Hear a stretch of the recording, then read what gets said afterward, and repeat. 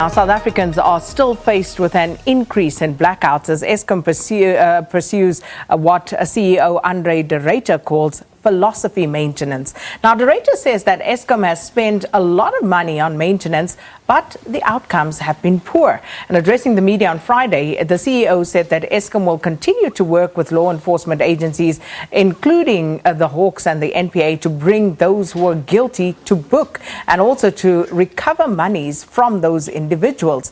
Now, the continuous financial bleeding of SOEs saw the South African Airways receive a 3.5 billion rand from the Development Bank of Southern Africa. And in this move, it was one that attracted quite a great deal of scrutiny and criticism. Dawie Roodt is Chief Economist at the Efficient Group, and he's with us this morning. Thanks for coming through, Dawie. My pleasure. Good morning to you. So, where do we start? Just taking a look at everything that's happening. Eskom is top of mind because it just directly affects everybody when you wake up or you go home and try to cook and there are no lights to be switched on. Maybe the starting point is to be honest about what's going on, and that is that we are in trouble, and not only are we in trouble, we are in very, very deep trouble. And I think there are many ways of looking at this, but one simple number is simply looking at economic growth. And the big institutions in the world like the International Monetary Fund, the World Bank, all the many economists, and they have been cutting back on the estimates for economic growth, and currently the estimates is around about 1%. I've also done some numbers on economic growth, and I don't think the South African economy is going to grow at 1%. I think we've got the growth ceiling of 1%. And the reason for that is simply because we don't have electricity. There are many other reasons as well, but if you don't have electricity, then your economy simply cannot grow. So I think we've got a growth ceiling of around about 1%, and it's probably going to be less than that. If there's a drought or some sort of crisis somewhere, then it's quite easily, economic growth can quite easily go down to 0.5% or even less than that.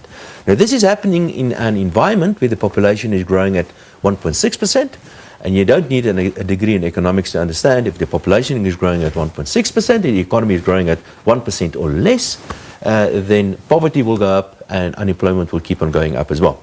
There's another important factor that we have to keep in mind, and this is, what economists keep themselves busy with, and we use the size of the economy to calculate certain ratios. Now, some of these ratios are things like, for example, the fiscal deficit. That is how much politicians spend more than what they get in by way of the various taxes. Maybe we can talk about that. Now, the fiscal deficit as a percentage of this thing called the economy is likely to be around about 7% or just below 7% of GDP, which is huge. It's really big. And in the meantime, state debt levels, and this debt, state debt, is your and my debt. Each one of us, we owe a lot of more money than what we think, because the politicians have been borrowing money on our behalf. Now, state debt as a percentage of GDP is likely to be around about 65%. I'm talking about a narrow definition of the state. If you include things like the parastatals, the Eskom, for example, then state debt as a percentage of GDP is likely to be around about 75% or so. And that is going up at the rate of approximately 5% per year. So that is a really bad number. That means one or two things. The Minister of Finance needs to cut back on state spending, quite dramatically so, or he has to increase taxes or revenue, some sort of getting more money in from somewhere. And I guess the budget at the end of this year, this month, is not going to be a pretty one. So how's that for a start? Very bad. But, you talk about taxes, increasing taxes, looking at the tax base, where could they possibly go? Yeah, I've had a look at the various taxes. We are already quite heavily taxed in South Africa, and the fiscus in South Africa, and it's also important to understand this, the fiscus in South Africa is one of the most redistributive fiscuses in the world. When I talk about the fiscus is the state. When you talk about fiscal accounts, you talk about state revenue, state spending, and so on. So the guys paying the taxes in South Africa are not the guys that are receiving the benefits of that, which is right, nothing wrong with that. But the extent of this redistribution, taking from certain guys and giving to some other people, that has reached such levels that is starting to impact on other things. So if you keep on paying these sort of levels of taxes, then there's less money to do other things like invest in the economy, as an example. But having said that, the fiscal accounts, like I've said, are in very deep trouble. So the Minister of Finance needs to get taxes somewhere. And I can guarantee you there will be tax increases. I can guarantee you tax increases, like, for example, the fuel levy will go up. The various sin taxes, which are not going to affect you and me, but the sin taxes will go up. And I've got a suspicion some other taxes will go up as well. And remember, the Minister of Finance can increase some of these taxes by stealth, like personal income taxes. So all he's got to do is just do nothing, and personal income taxes will actually go up because of the effect of inflation. And there's even a possibility of an increase in value-added taxes, which is quite a regressive tax. And I'm not so sure about that because politically that's very difficult to implement. But without a doubt, there must be tax increases, but that's not going to solve the problem. And when we talk about structural issues, especially when they refer to the fiscal, to the fiscus, to the state, the most important structural issue in South Africa, the state is simply too big. They're just spending too much money. And so we need to cut back on state spending. But that is politically very, very difficult to do.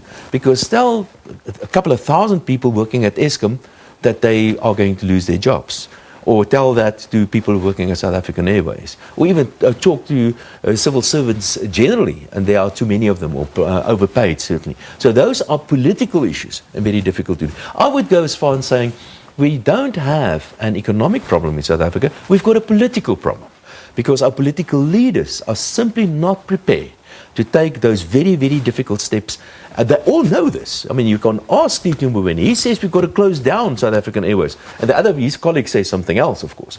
But we know this. South African Airways is a problem. We need to close it down.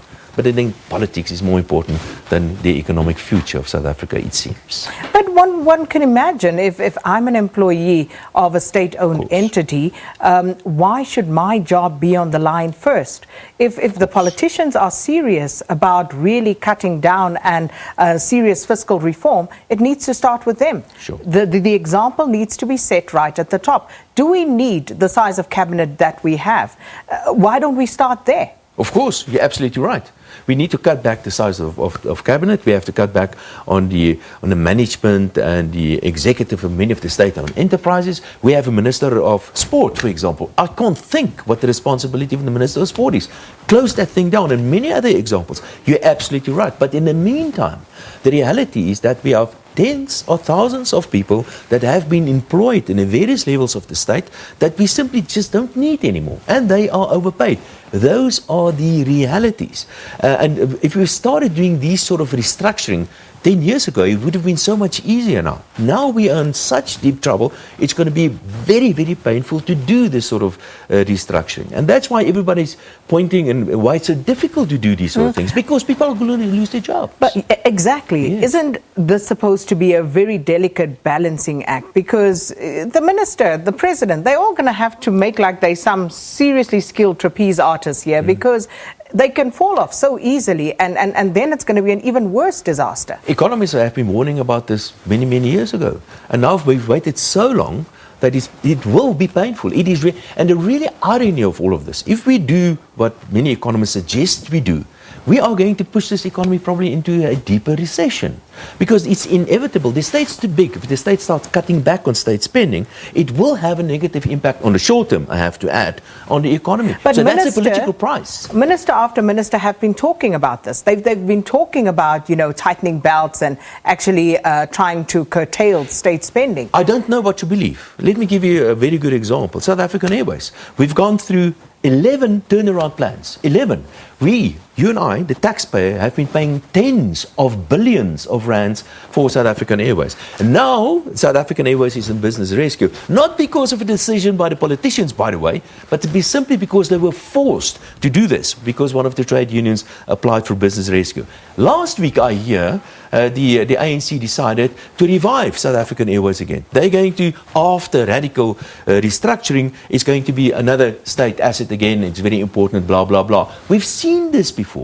This is the opportunity to cut back and to really get rid of South African Airways. We just cannot afford it. But what happens to the jobs? Because that seems to be the consideration if you're talking the political end of things. What happens to people's jobs in an already depressed economy? Yes, people are going to lose their jobs. Let me repeat that. People are going to lose it, and that is the price we need to pay because of this mismanagement.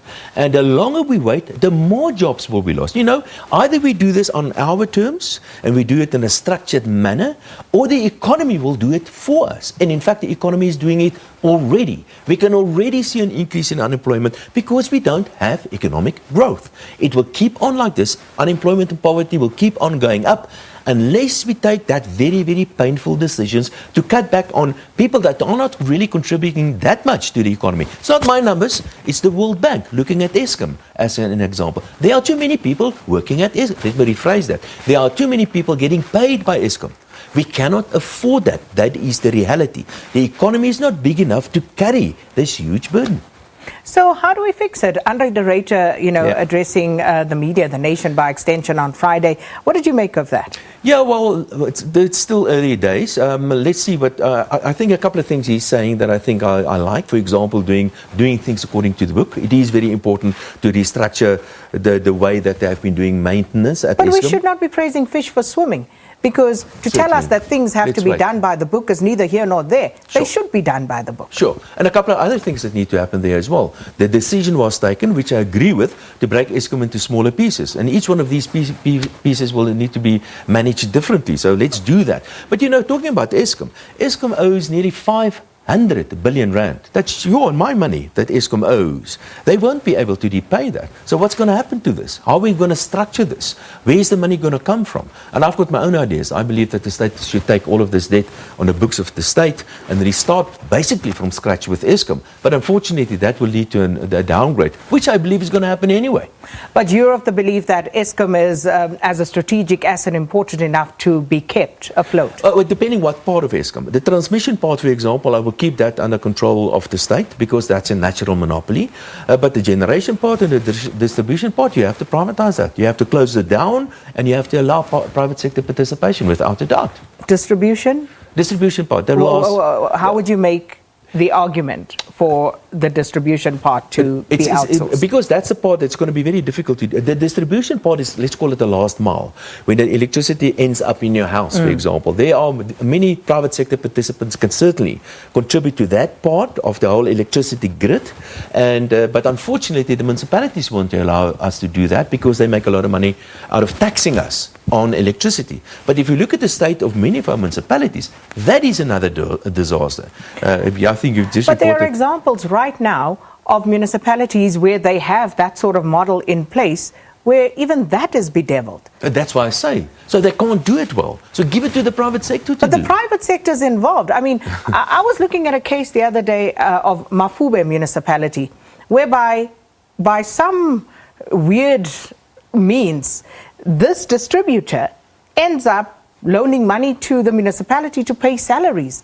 What is that? Yes. So this speaks to the endemic nature and the systemic nature of corruption at this point. That does not only end with the state, because the private sector is fully in on this corruption. Sure, certainly. And the private sector, you can't be corrupt if you don't have two players at least. And of course, you're absolutely right. But I would go as far as saying that we've got weak political leadership. We don't have moral political leadership to take us forward and actually get people in jail. Who is in jail? I'm sure you've listened to Richard Quest, your colleague from CNN, and the comments he made, for example. So who is in jail? So what sort of steps are being taken? We are losing our position in the world. We have to understand that. People are looking at South Africa and say, listen, this is a state they've been promising the sun and the moon and stars to everybody, but where's the action? When are these plans being implemented? And it's not, like I've said in the beginning, I believe we've got a political issue here.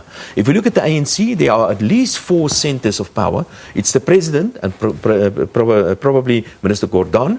We've got Tino Mboweni. He's a lone voice in the wilderness saying we have to cut back on state spending and privatize the things. Then we've got the Secretary General of the ANC, and he's also saying all sort of weird things like nationalization of the Reserve Bank and quality easing and things like that. And then we've got the Deputy President. So at least 4 power centers. I don't know who's in charge. So they tell me they're going to close down South African Airways. They put it into business rescue. Now they say they're going to revive it. Who do you believe is in charge? Do you honestly believe the ANC is in charge? No, not really. I think there are different groupings within the ANC. We have to understand that the ANC is a huge patronage. The ANC, many people are dependent on the ANC. But you can only be dependent on a political organization if your economy is successful. And I'm afraid the emphasis has been too much on keeping the ANC alive and making sure that the ANC survives, and we've forgotten about the economy. That's the part that really matters. If we want to reduce unemployment and poverty, we need to grow this economy. This economy is not growing. It's primarily not growing because of weak political leadership and patronage and incompetence and all that sort of stuff. And until we fix that, the economy will not grow. Don't point fingers to the private sector and say they're not investing, for example. They want to invest. But they aren't. They are investing. Go Where and look are at they the investing? Of course they're investing Where everywhere. are they investing, They're Dawie? simply replacing their capital for one. Yeah, but the private sector is investing more than the state is investing. how much are they investing? Where are they investing? Look at the quarterly bulletin of the South African Reserve Bank. It's probably around about 14-15% relative to GDP, less than what the state is investing at the moment. Don't say the private... But they're holding on. Of course they are holding on. There's more than R1 trillion on the balance sheets. So wait, they want to invest that. Or what are you going to do if you build a new factory but there's no electricity? But we've been hearing this song forever and a day. They want to invest, they want to invest. It's just not happening. But why should you invest if you can't open a mine? You can't open a factory because there's no electricity. Why should you invest if the tax burden just keeps on going up? Why should you invest if you go to a local authority to get a statement or you want to register something and people simply don't answer or reply to your emails? Why should you invest when it's so much easier and so much more profitable to invest somewhere else in South Africa? And just by the way, I'm very optimistic about certain pockets in South Africa. I believe the financial markets provide amazing opportunities. And I actually believe that the rand could in the short term appreciate. But that's a short term kind of thing. If we want to invest in the real economy, that's where we need investment. Because that's where we're going to address unemployment and poverty. But we can't invest in the real economy because it's just too difficult. There are many rules. They are just the state that's just doing its part. So what needs to happen? SAA now gets a loan from the Development Bank of Southern Africa. Talk to that for a moment. Yeah. You know, 3.5 billion rand in a country where infrastructure has literally fallen apart.